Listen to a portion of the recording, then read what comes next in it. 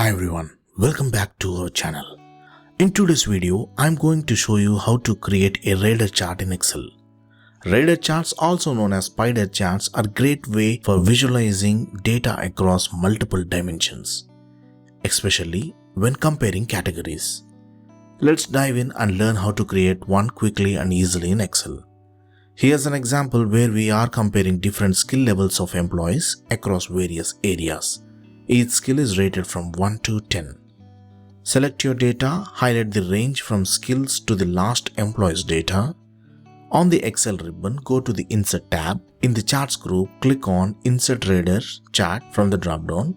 You can choose between three types: radar, radar with markers, or filled radar. For this example, we will select the filled radar chart or a normal radar chart.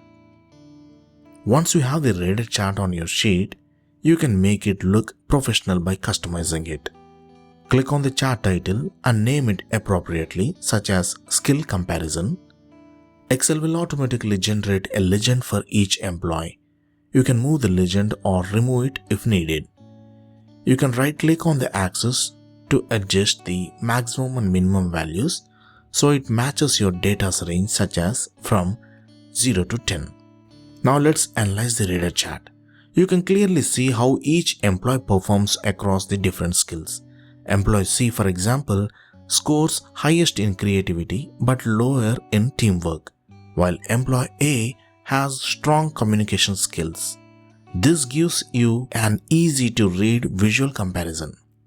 Bonus tip: if you want to make your data radar chart stand out even more, try adding colors to each series, adjust the data markers, or format the data labels to show actual values. You can see one more example with three different types of radar charts: a normal one, radar chart with markers, and a filled radar chart. And that's it. You have now learned how to create a radar chart in Excel to compare performance across categories. If you found this tutorial helpful, please give a thumbs up and don't forget to subscribe to my channel for more Excel tips and tricks. See you in the next video.